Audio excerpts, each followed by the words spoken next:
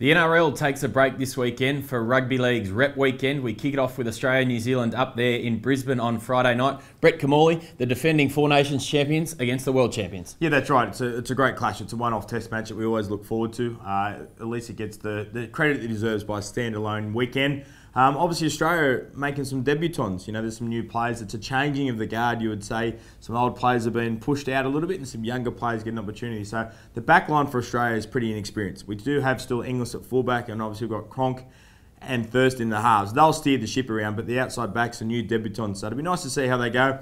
And the forward battle is generally where these games are won. You know, we've got Matt Scott back in form. We've got Cameron Smith who'll steer us around. And James Tarmow is on the bench. I think James Tarmow has returned his form as well. So the Cowboys front row will be there. It possibly is one of the best Kiwi teams ever assembled. You know, they've got Sheck, who's in, you know, the start of his career.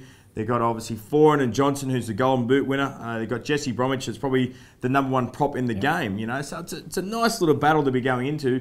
I think it'll be a very close game. I think it'll be a really physical game. We go back to the international rules as well. We've got one ref.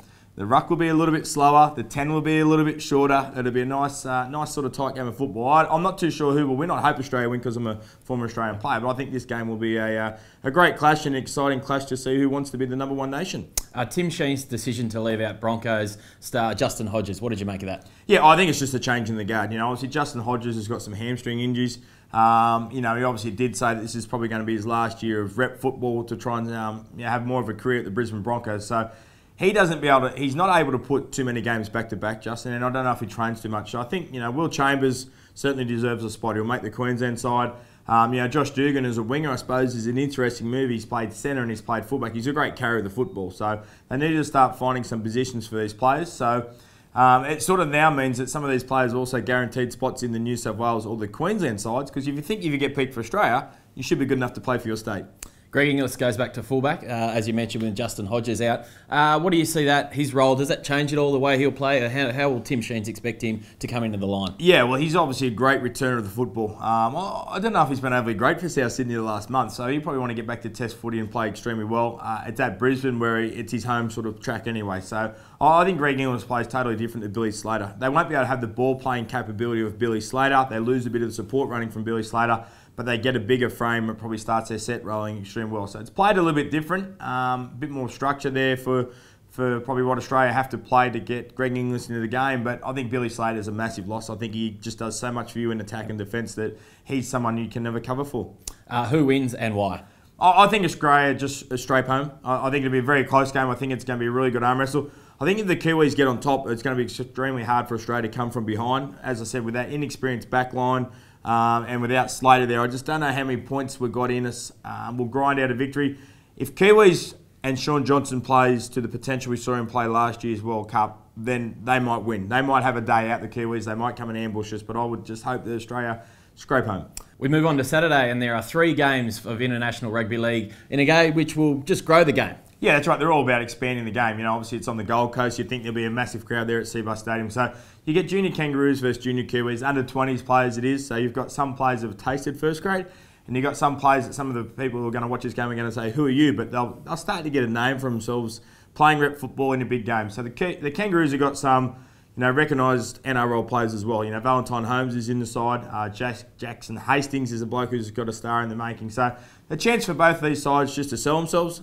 Just a nice experience to get some rep football, to be a physical game. The Kiwis won last year by 1 point, so it was a pretty close encounter. It was pretty fiery in New Zealand the end of last year, so it'll be interesting who wins this one. Samoa and Tonga, there's some good players in that as well. There is, yeah. Obviously, it's last year the winner of this side got to play in the Four Nations. I don't think it's that rewarding this year, but obviously it's a bit of pride, country pride.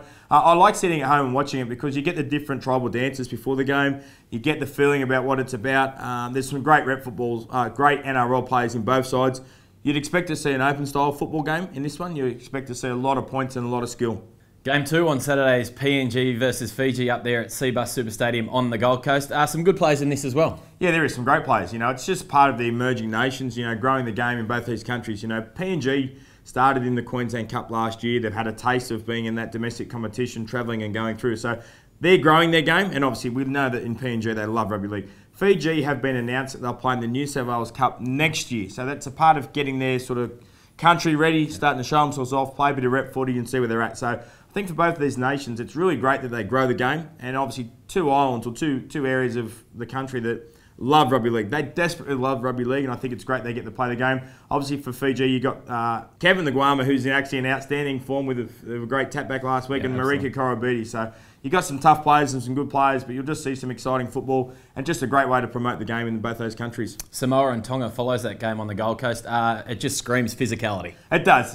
There's obviously a lot of Polynesian players in our game, and they get a taste here and they do their own tribal dances. They all do their own, pride in their both nations, because they pretty much hate each other, even though they're pretty close there. And, when you talk to some of the players and muck around at training, you say, oh, it's the same country, and they stir you back pretty heavily. So it's about pride. The winner of this game last year got to play in the Four Nations, so there was plenty to play for. It's not overly important in this year's game, but it's about growing your own beliefs and trying to put your footprint into the future that you should be a part of Four Nations, Five Nations, whatever happens going forward.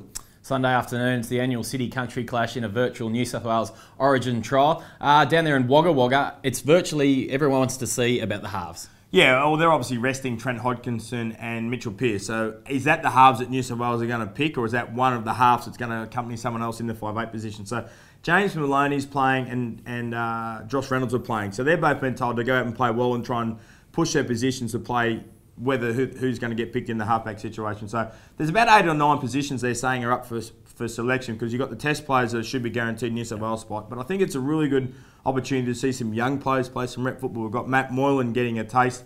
You've got Jack Whiten getting the taste of rep football. I think the senior players now, City Country is sort of not for them anymore. We know they can play big games. They can handle it. It's an opportunity to give younger players an opportunity to play a rep game under higher pressure, under higher intensity, and just see who can handle it extremely well. So I think it'll be a great game. I'm obviously a former Country player. I think Country has sort of got a better side. But it's unsure how they gel, because it's just about a 5 or 6 day week, get together, come up with different styles, see who wants to go out and play as a football team and see who's good enough to do it. So I think Country scrape home, but I think it'll be an open style football game, and I think there'll be a lot of points scored. I'm a Country boy too, so it's the Country boys for me. Also the Kangaroos on Friday night.